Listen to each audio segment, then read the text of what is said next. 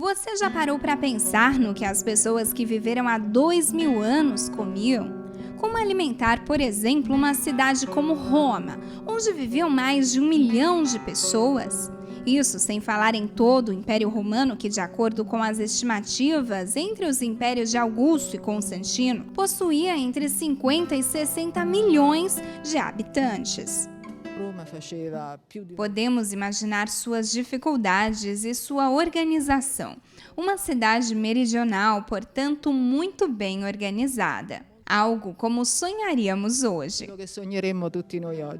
Para descobrir tudo isso, convidamos você a usar a imaginação e a fazer conosco uma verdadeira viagem no tempo através da mostra Nutrir o Império, História da Alimentação em Roma e Pompeia. A mostra ocorre no Museu Arapates, onde se encontra o altar construído sob o Império de Otávio Augusto em 9 a.C.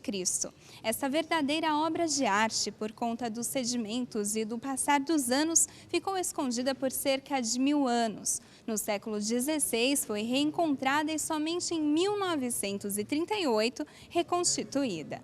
O percurso começa com o busto de Lívia, esposa do imperador Otávio Augusto. Foi para ela que ele construiu o altar Arapates. Depois disso, vemos representações da Roma antiga e das embarcações que transportavam as toneladas de alimentos necessários para a população da época. Tinha muita variedade. Roma deve ser imaginada como uma cidade extremamente viva. Vivace.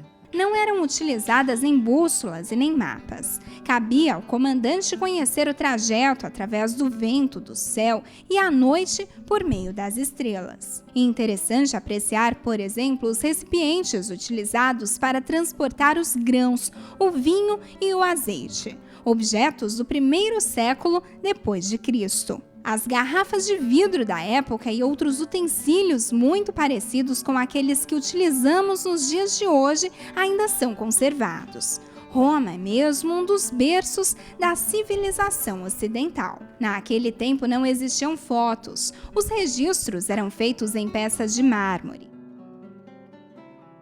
É curioso descobrir que o fast food não é tão moderno quanto imaginamos. Aqui é possível ver que os romanos já compravam comida para, nos momentos de correria, comer em pé ou andando pelas ruas. No 1º século, o vulcão Vesúvio, próximo a Pompeia, uma típica cidade romana, entrou em uma violenta erupção. O local foi totalmente coberto e quase toda a população morreu soterrada. Séculos mais tarde, Pompeia foi redescoberta e foram encontrados corpos petrificados, objetos e alimentos que revelam aspectos do cotidiano do Império Romano, como pedaços de pão feitos com grãos vindos do Egito e da África.